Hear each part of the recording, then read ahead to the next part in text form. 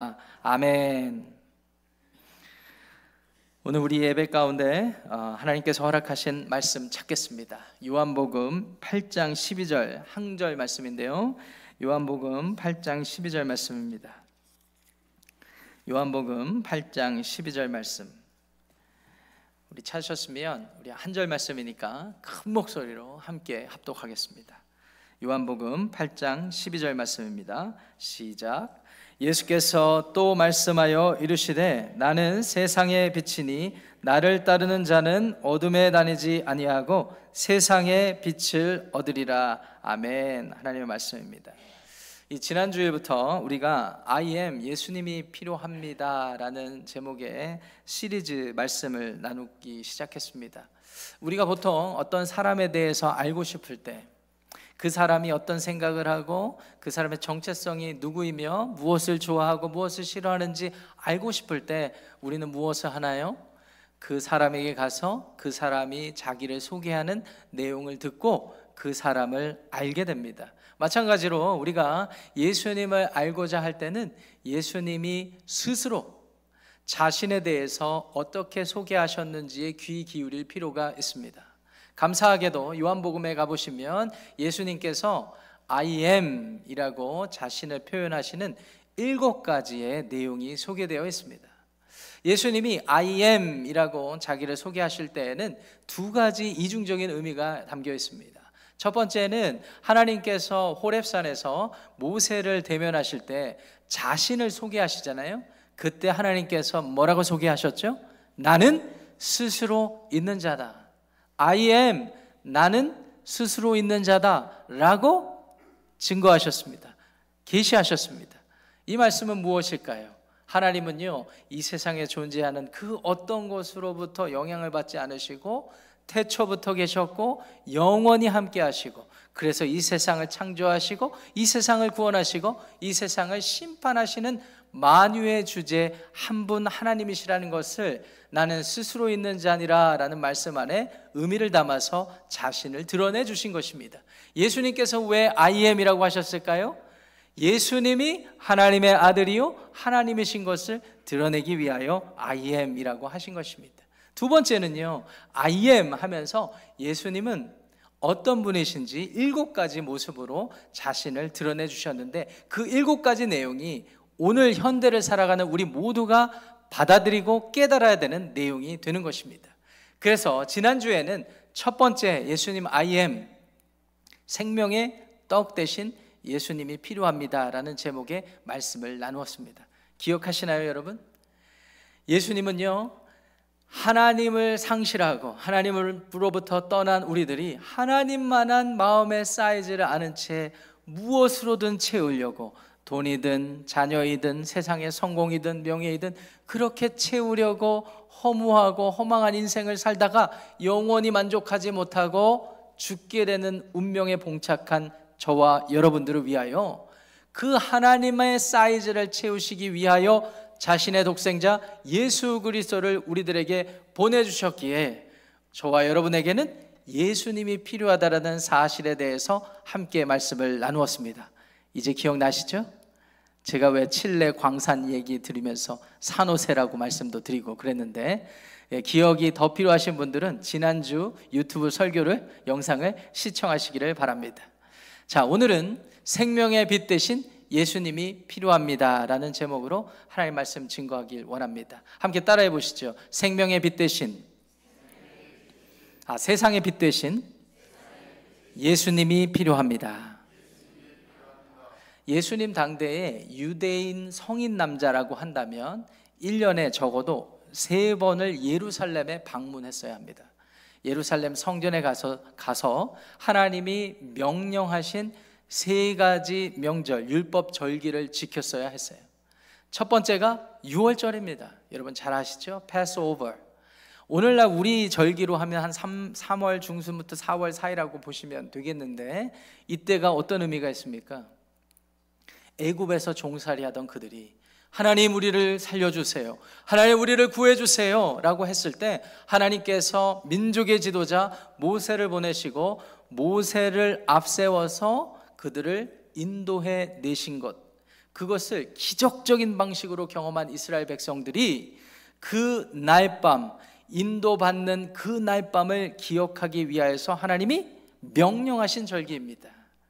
그래서 하나님을 알지 못하는 이방 민족들, 특별히 애굽 사람들은요, 하나님 말씀도 몰라요. 하나님이 어린 양의 피를 문설주에 바르라고 한 사실도 못 들어봤어요. 대신에 하나님을 대적하는 사람들이었어요. 그 사람들은 다 멸망하는 가운데서도 하나님이 구원의 길을 제시해 주셨는데, 그 구원의 길은 무엇이었을까요? 어린 양의 피를 문설주에 발라서 그 하나님의 말씀에 순종하는 자들이 하나님의 영이 지나갈 때 그 피를 보고 넘어가리라. 그래서 pass over 하게 하시는 그 절기를 기억하고 기념하게 하신 것입니다. 여러분, DC에 가면 성경박물관이 있습니다. 성경박물관 나름 전문가예요. 그래서 누가 방문하시고 또 교인들 성경 공부하면 꼭 제가 모시고 갑니다. 모시고 가서 1층부터 4층까지 코스로 성경을 싹 훑을 수 있도록 하루를 그렇게 배려해 드리는데요, 3층에 가면은 구약 체험관이 있습니다. 그래서 창세기 천지창조부터 예수님 오시는 요한계시록까지 신약 체험관까지 이렇게 한 50분 코스로 이렇게 이어지는데 아주 유익하고 재밌는 체험관들입니다. 그런데 그 체험관을 지나가다 보면은 제가 제일 좋아하는 공간이, 홍해를 가르기 이전에 하나님이 어두운 밤을 그들에게 허락을 하세요. 그게 어떤 날이었을까요? 바로 유월절 날입니다. 많은 사람들이 하나님의 구원이 유월절을 상상할 때 개인적인 차원에서만 이루어졌다고 생각하시죠? 그런데 그 공간에 가면은요, 온 가족이 두려워 벌벌 떨면서 문설주에 양의 피를 바른 그 가족들은 잘 모여서 자기들끼리 손목을 부여잡고 기도하는 동상이 이렇게 있어요. 그리고 체험관이기 때문에 깜깜한 암흑 같은 그 상황 가운데 서로 하나님의 구원을 놓고 기도하는 그 동상이 있습니다. 저는 그 공간이 제일 마음에 들어요. 하나님의 구원을 시각적으로 가장 잘, 암흑과 같은, 죽음과 같은 그런 현실에서 살려주시는 그런 현장을 잘 시각적으로 보여주기 때문입니다. 비록 저희가 캘리포니아에 살지만 기회가 되면 우리 DC로 날아가서 한번 성경박물관 가는 것도 좋다고 생각이 듭니다. 아이디어 있으신 분은 저에게 개인적으로 말씀해 주시기를 부탁드립니다. 유월절을 그 이후부터 지키게 되는 것이죠. 두 번째는 오순절입니다. 우리 흔히 말하는 맥주절기와 함께 지키는 절기입니다. 대략 7일을 7번을 곱해서 50일째 지켜지는 이 주간, 이 절기는요, 시기적으로 볼이 이 추수식이랑 맞물려서 맥주절기를 지키는 첫 열매, 이스라엘 사람들의 상황 속에서는 첫 열매를 거두는 그 시기와 겹쳐서 하나님께서 그 절기를 지키게 하셨습니다. 그리고 마지막으로 세 번째가 중요한데, 세 번째는 무엇일까요? 초막절입니다. 이 초막절은요, 대략 한 9월, 10월쯤 가을, 한마디로 추수절기에 지키는 그 시기에 하나님께서 명령하셔서 지키게 하셨는데요, 초막절의 규례는 이렇습니다. 이스라엘 백성들이 기적적인 방식으로 하나님의 인도하심을 따라서 구원을 받았는데 광야에서 40여 년을 방황하게 됩니다. 여러분, 광야에서 40여 년 방황하게 된 것은 하나님의 폴트가 아니에요. 그들의 폴트예요. 그들이 하나님 앞에 불순종하고 원망하고 불평하고 그때그때 하나님의 은혜를 베풀어 주셔도 그렇게 하니까 하나님이 그들을 다듬어 가시는 과정에 광야 생활을 허락하셨는데, 여러분, 광야, 사막과 같은 그 공간에서 살아본 적이 계십니까? 여행은 해보셨겠죠. 잠시 잠깐 여행을 해보셨겠죠. 40여 년 시간, 짧은 시간이 아닙니다.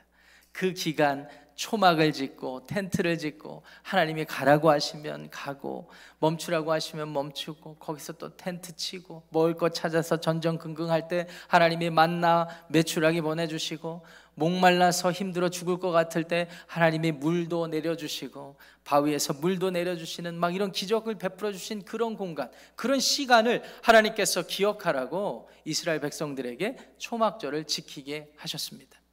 예수님 당대에 이 초막절기는요, 그 의미를 더욱더 부각시키기 위해서 특별한 의식들이 추가되었는데요, 예수님이 생존해 계셨을 때에는 매일 밤마다 성전 안뜰에서 사람들이 20m 정도 되는 큰 등잔대를 4개를 세웠다고 합니다. 그리고 제사장이 사다리 타고 올라가서 거기에 기름을 붓고 큰 불을 일으키는 거예요. 큰 불을 일으켜요. 그럼 상상해 보세요. 여러분, 우리 교회 앞마당에다가 20m 되는 사이즈면 적은 사이즈가 아닙니다. 작은 사이즈가 아니죠. 거기에 4개나 세우고 큰 불을 일으킨다고 생각해 보세요. 어떨까요? 환해지지 않겠습니까? 왜 이스라엘 백성들, 예수님 당대 이스라엘 백성들은 그 일을 그곳에서 했을까요? 바로 광야 시대에 하나님이 그들을 지켜주셨던 불기둥을 상징하여 기념하기 위하여서 밤에 그렇게 불을 밝힌 것입니다. 그리고 일부러 높게 만든 것입니다. 하나님이 우리를 낮에는 구름기둥으로 밤에는 불기둥으로 인도하셨기에 밤에 그 의식을 행하고, 낮에는 텐트를 치고 밖에서 일주일을 지내기 때문에 밖에서 지내면서 또 하나님의 은혜를 기억하는 그런 의식을 하게 됐던 것입니다. 여느 때와 마찬가지로 이스라엘 백성들이, 많은 사람들이 모여서 그날 밤에도 20여 미터 높이 되는 4개의 등잔대를 세우고 큰 불을 일으키는 그 밤이었습니다. 예수님께서 그 불이 밝혀졌던 그 밤에 그곳에 나타나셔서 바로 그 자리에서 다음과 같은 말씀을 하시는데요, 오늘 저와 여러분들이 함께 봉독한 요한복음 8장 12절 말씀을 화면을 통해 함께 읽어보겠습니다. 나는 세상의 빛이니 나를 따르는 자는 어둠에 다니지 아니하고 생명의 빛을 얻으리라. 20m 되는 4개의 등잔대, 큰 불 한가운데 사람들이 그 마음에 하나님이 내 삶의 주인 되길 원한다고, 하나님이 어둠과 같은 내 삶에 빛을 좀 비춰주시길 원한다고 간절한 마음으로 모인 그 자리에서 예수님께서 내가 세상의 빛이다, 내가 세상의 빛이다 라고 말씀을 하시는 것입니다. 그러므로 나를 따르면 그렇게 마음에 소망하던 어둠과 같은 인생에서 벗어나서 더 이상 그 어둠 가운데 다니지 않고 생명 가운데, 세상의 빛 가운데로 나오게 될 것이다 라고 말씀해 주시는 것입니다.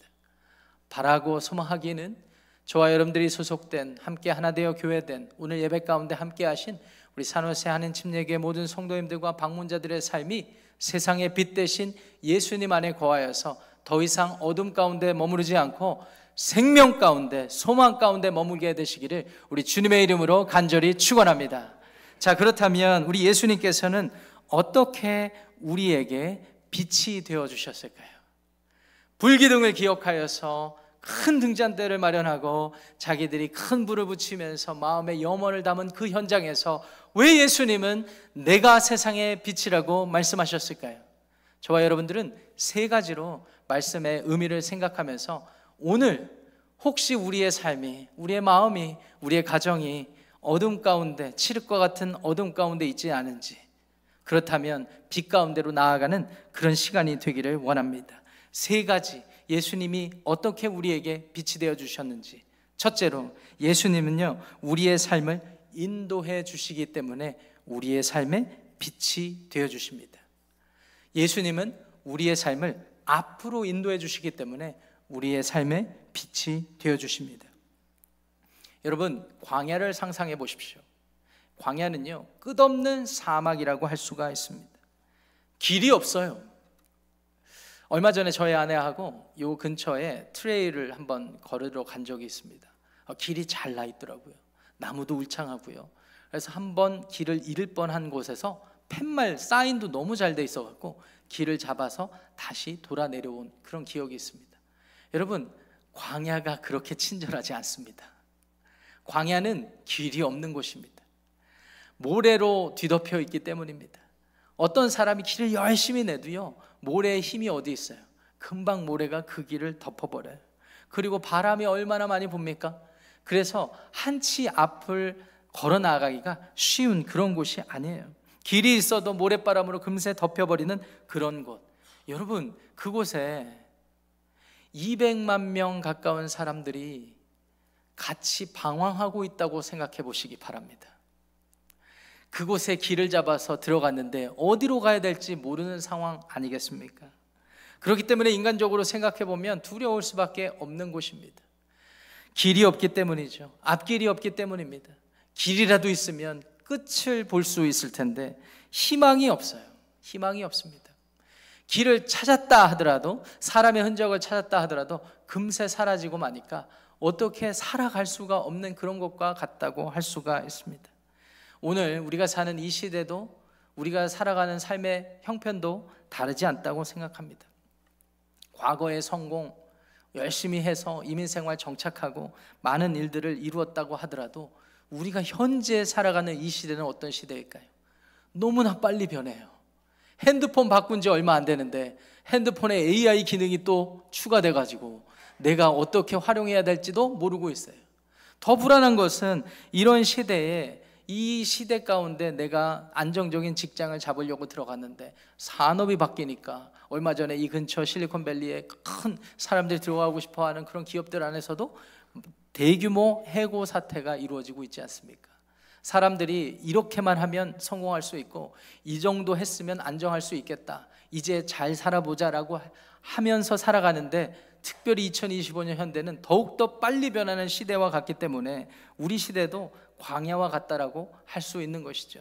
과거에 길을 냈다고 생각을 해도 모래바람에 흩날려서 그 길이 덮여지는 것과 같고, 앞으로 이 시대가, 이 상황이 어떻게 진행될지 모르는 이 시대, 우리의 상황이라고 할 수가 있겠습니다.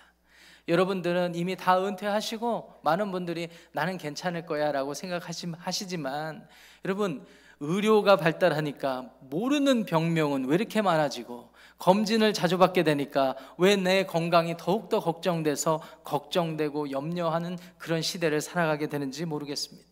뿐만 아니라 자녀들은 직장생활 잘 한다고 생각할지 모르겠지만, 앞으로 빨리 변하는 이 시대 속에 내 손주들은 이 시대에 어떻게 살아갈 수 있을까? 특별히 최근에는 기후변화가 막 급변하기 때문에 우리까지는 잘 산다 할지라도 내 후손들, 내 손주들은 이 환경으로 오염돼서 기후가 변화된 이 시대 가운데 어떻게 살아가고 있을까? 그야말로 한치 앞을 볼 수 없는 그런 시대라고 할 수가 있겠습니다. 그래서 어쩌면 이 시대에 더욱더 정신적인 질병, 마음의 질병이 더 많아지는 것 아닌가 모르겠습니다. 마음이 불안하고 두렵고 허둥지둥하게 되고, 우리의 삶은 말 그대로 어둠과 같은 그런 현실과 같아 보입니다. 이러한 시대 상황 속에서 우리의 삶의 형편 가운데 우리에게 필요한 것은 무엇일까요? 어둠과 같은 내 삶에, 내 마음에, 내 가정에 우리에게 진정 필요한 것은 무엇일까요? 어떤 사람들은 잠깐 빨리 비춰주는 인스턴트식의 빛을 바라기도 하죠. 그래서 이 산업의 변화에 따라서 빨리 적응할 수 있는 길을 찾아서 빨리빨리 대처하기만 하면 내 인생을 잘 살았다라고 생각할 수가 있습니다. 그저 오늘 하루를 잠시 피할, 잠시 비춰줄 빛을 바라고 있는 것입니다. 하지만 우리는 잠깐 우리를 비춰주는 빛이 필요한 게 아니라 우리 삶 가운데 영원히 꺼지지 않는 그 빛이 필요한 것입니다. 예수님께서는 이러한 2025년 현대 가운데서도 오늘 이 예배를 통하여, 말씀을 통하여 자신이 세상의 빛이라고 말씀해 주고 계십니다. 어둠과 같은, 광야와 같은, 사막과 같은 인생의 한복판에 이 시대 상황 가운데서 우리에게 빛이 되어주신다라는 것이죠. 여러분, 광야 생활하는 이스라엘 백성들에게 불기둥은 밤중에 비춰지는 하나님의 빛이었습니다. 밤중에라도 빛이 있으면 하나님의 인도하심을 받아서 한 걸음이라도 나아갈 수 있기 때문에 밤중에 불기둥을 통하여서 빛을 삼았던 것입니다. 예수님께서는요, 한 걸음 한치도 예상하지 못하는 이 시대 가운데 스스로 나타나 주셔서, 스스로 다가와 주셔서 우리 가운데 우리의 삶의 인도자 되어주시길 원한다는 사실을 기억하시기를 바랍니다.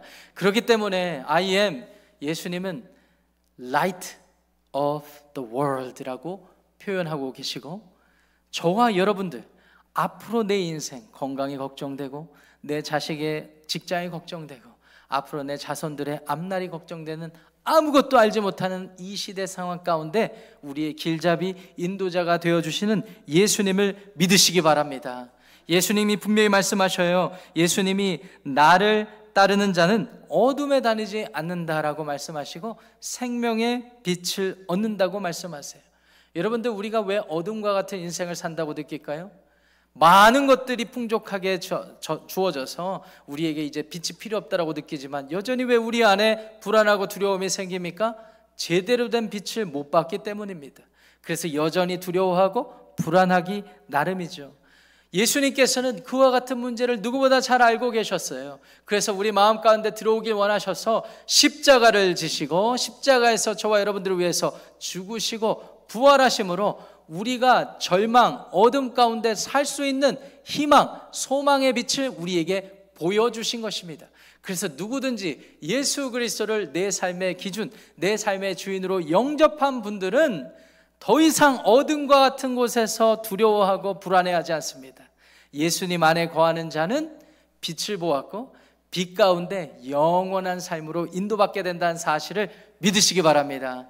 예수님이 우리의 빛이 되시는 것은 우리의 어둠과 같은 사막과 같은 삶을 밤중에라도 인도해 주시기 때문입니다. 두 번째, 예수님은 우리의 삶에 어떻게 빛이 되어 주셨을까요?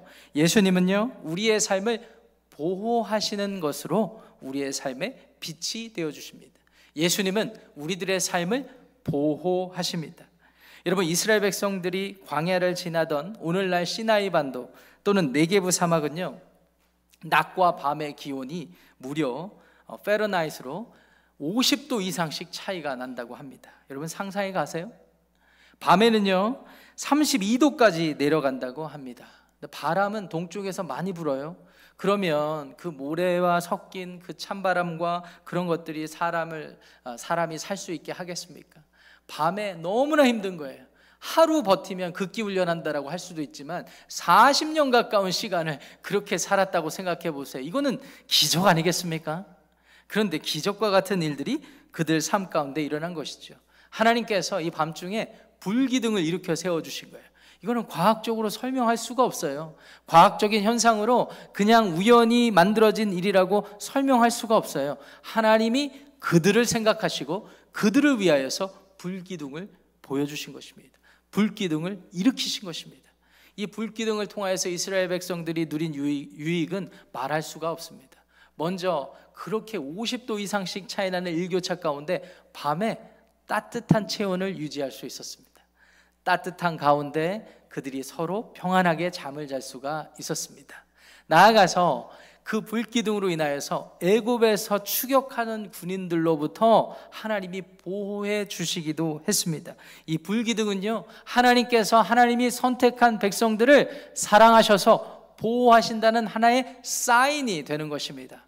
이것을 기억했던 많은 이스라엘 백성들이 예수님 당대에 예루살렘 성전 뜰에서 큰 등잔대에 불기둥을 일으킨 것입니다. 인위적이긴 했지만 하나님, 내 삶을 이와 같이 보호해 주세요.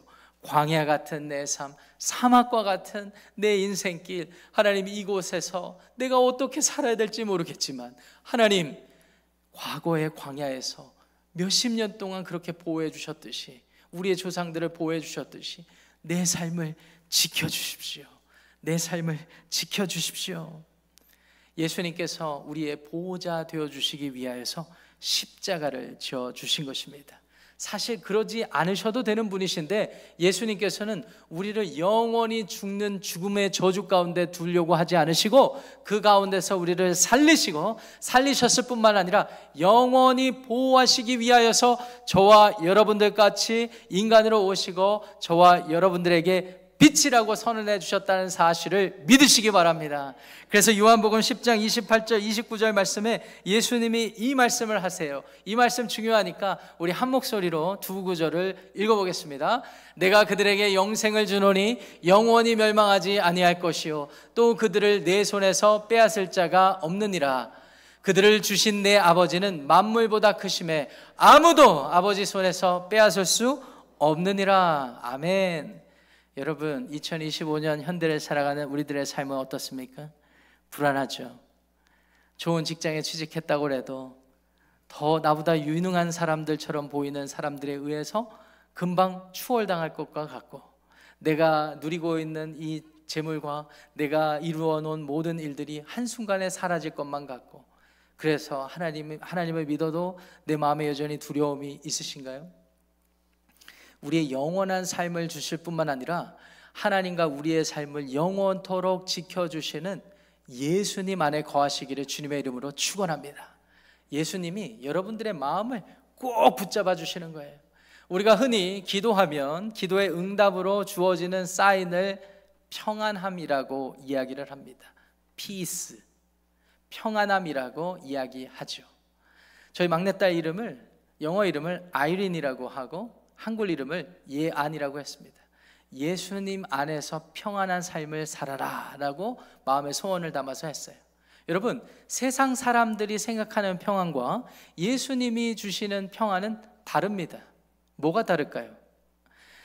영어 헬라 단어 아이레네라는 말에서 영어 단어 아이린이 왔고, 제가 그 영어 이름을 아이린이라고 붙여줬습니다.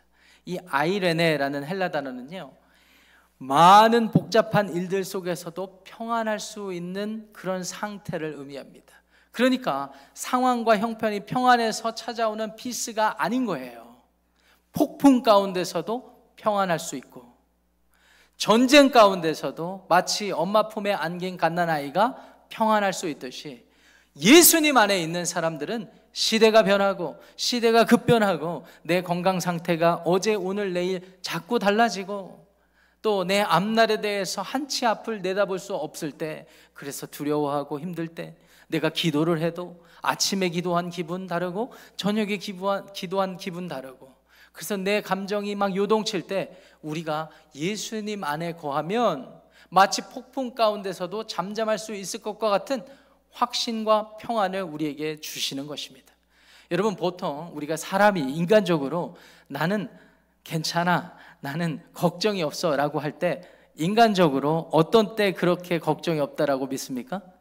통장의 잔고가 두둑할 때 걱정이 없죠. 반대로 통장의 잔고가 점점점 바닥날 때 우리의 마음은, 심리 상태는 어떻습니까? 모든 것이 괜찮은데도 우리의 마음은 막 요동치는 거예요. 내가 어떻게 되는 거 아니야? 내 자녀를 위해서 어떻게 해놔야 되는 거 아니야? 요동치잖아요. 반대로 우리가 눈에 보이는 모든 것이 주어지지 않아도 예수님이 내 마음 가운데 계시면 우리는 평안을 누릴 수가 있습니다. 여러분, 왜 통장 잔고가 없으면 불안해집니까? 믿는 구석이 사라지면 불안해지게 돼 있는 거예요. 그동안에 여러분들이 불안해했던 이유는 돈이었습니다. 여러분이 불안했던 이유는 세상적인 성공 때문이었습니다. 사람들이 우러러보는 여러 가지 일들 때문에 불안해하기도 했다가 평안해하기도 한 것입니다. 그런데 그런 것은 일시적인 거라고 지난주에 분명히 말씀을 드렸죠. 영원한 삶을 우리에게 허락하시는 하나님이 우리 안에 계시면 그 하나님을 신뢰함으로 그 하나님 때문에 어떤 상황 가운데서도 우리의 삶이 평안할 수 있습니다. 예수님은 그렇게 우리를 보호해 가시는 분이세요. 사랑하고 존경하는 우리 산호세 한인침례교회 성도 여러분, 제가 여러분들의 삶의 형편을 자세히 알지는 못합니다. 그런데 한 가지 분명한 것은 예수님이 우리의 삶에 빛이 되어 주신다는 사실을 기억하시고 그 예수님을 마음의 주인으로 받아들이시면 여러분들이 어떤 상황에 놓여 있든지 여러분들의 마음이, 여러분들의 삶이 빛 대신 예수님으로 인하여서 보호받게 된다는 사실을 기억하시기를 바랍니다. 마지막으로 세 번째, 예수님이 우리의 삶에 어떻게 빛이 되어 주실까요? 예수님은 우리의 삶에 동행하시기에 우리의 삶에 빛이 되어 주십니다. 우리의 삶 가운데 동행하시는 분이시기 때문에 우리의 삶에 빛이 되어 주십니다. 여러분, 다시 광야 이야기를 해보겠습니다. 여러분, 광야, 사막과 같은 사막 가운데 놓여진 이스라엘 백성들, 그들에게 낮에는 구름 기둥으로 밤에는 불 기둥으로 하나님이 인도를 하셨는데, 어떻게 생각을 해보면 구름 기둥, 불 기둥 존재한다라는 것 자체가, 그 사실 자체로 이들은 위로를 얻게 되는 것입니다. 당장 내가 먹고 싶은 게 해결이 안 돼도, 당장 내가 이루고 싶은 것들이 다 어느 날 무너졌다 하더라도 구름 기둥, 불 기둥만 있으면 그 자체로 위로가 되는 것입니다. 왜 그럴까요? 구름 기둥, 불 기둥은요, 말 그대로 하나님이 살아계시고 하나님이 우리 백성들과 함께 하시고 하나님이 나를 끝까지 인도하실 것이라는 눈으로 보여지는 비주얼라이즈된 증거가 되기 때문입니다. 구약성경 출애굽기 40장 38절 함께 읽어보도록 하겠습니다. 화면을 통해서 함께 읽어보겠습니다. 낮에는 여호와의 구름이 성막 위에 있고 밤에는 불이 그 구름 가운데 있음을 이스라엘의 온 족속이 그 모든 행진하는 길에서 그들의 눈으로 보았도다. 이스라엘 백성들은요, 자기가 먹고 싶은 갈비, 자기가 하고 싶은 어떤 직업, 이런 것들이 주어질 수도 없는 광야의 현실을 살고 있었습니다. 사막을 지나고 있었습니다. 그래도 그들에게 가장 감사했던 것은 그들의 눈으로 하나님이 정말 나를 사랑하시고 우리를 인도하고 계시는구나, 이것을 알게 되었기 때문에 다른 형편으로, 다른 상황으로 위로받지 않을 수 있었어요. 구름 기둥으로, 불 기둥으로, 그 자체로 위로받게 되었다라는 것입니다. 2025년을 현대를 사는 우리들에게 하나님이 살아계시고 우리를 여전히 사랑하시고 우리를 인도하시고 보호하시고 동행하신다라는 사실을 어떻게 알 수가 있을까요? 요한복음 1장 14절 말씀을 함께 읽어보겠습니다. 요한복음 1장 14절 시작. 말씀이 육신이 되어 우리 가운데 거하심에 우리가 그의 영광을 보니 아버지의 독생자의 영광이요 은혜와 진리가 충만하더라. 예수님이 빛이 되신 이유는 하나님이 우리와 여전히 함께 하시다라는 사실을 드러내 주시기 때문에 예수님은 우리의 삶의 빛이 되어 주십니다. 말씀이 육신이 되셨습니다. 하나님의 약속이 육신으로, 인간으로 잉태되었고 태어나셨습니다. 그리고 저와 여러분과 같은 인간의 모습으로 이 땅에 사셨습니다. 슬픔도 느끼고 두려움도 느끼고 배고픔도 느끼고 그리고 많은 아픔도 느끼셨어요. 심지어 십자가에 달리시면서까지 육체적인 질병과 육체적인 모든 고통을 다 감당하셨습니다. 그리고 우리가 그대로 사는 것처럼 죽으셨습니다. 예수님이야말로 이 땅에 실제로 사시면서 하나님의 살아계심과 하나님의 함께하심을 드러내 주셨어요. 그래서 우리는 예수님을 뭐라고 부릅니까? 임마누엘의 하나님, God with us. 하나님이 우리와 함께 하신다. God with us. 임마누엘의 하나님이 되어 주셨던 것입니다. 인간의 모든 고통과 모든 죽음을 담당하셨을 뿐만 아니라 죽으셨어요. 그리고 다시 부활하심으로 하나님이 우리가 할 수 없는 모든 일들을 이루실 뿐만 아니라 그 일들을 이루신 게 우리를 위하여, 우리와 함께 하시려고, 우리와 영원토록 함께 하시기 위하여 이루어졌다는 사실을 믿으시기 바랍니다. 예수님은 우리의 삶의 빛으로 오셨습니다. 예수님은 우리와 동행하시는 하나님을 나타내 주셨습니다. 임마누엘의 하나님이 되어 주십니다. 사랑하고 존경하는 우리 산호세 안의 침례교회 성도 여러분, 저와 여러분들이 사는 이 시대는 마치 광야와 같은 시대라고 할 수가 있습니다. 저와 여러분들이 살아가는 일상의 삶은 사막과 같아요. 늘 불확실하고 어두운 터널을 지나는 어둠과 같은 그런 시대, 그런 삶이라고 할 수가 있습니다. 이 시대에 우리에게 필요한 것은 빛입니다. 감사하게 예수님께서 세상의 빛으로 오셨습니다. 여러분들의 가정에 어떤 일이 있는지 잘 몰라요. 그런데 세상의 빛 되신 예수님, 우리의 삶을 인도하시고 우리의 삶을 보호하시고 우리와 동행하시는 그 예수님을 마음에 받아들이시고 여러분 가정의 주인으로 삼으시고 오늘부터 새로운 삶을 시작하시기를 주님의 이름으로 축원합니다. 오늘 이 예배 자리에 마치 등잔대를 높이 들어서 하나님의 도우심을 구하는 이스라엘 백성들과 같은 마음을 담아서 예수님을 받아들이고 빛 되신 예수님과 함께 믿음의 길, 소망의 길, 그래서 하나님으로부터 위로를 받고 하나님과 동행하는 그런 승리하는 인생 되시기를 우리 주님의 이름으로 간절히 축원합니다.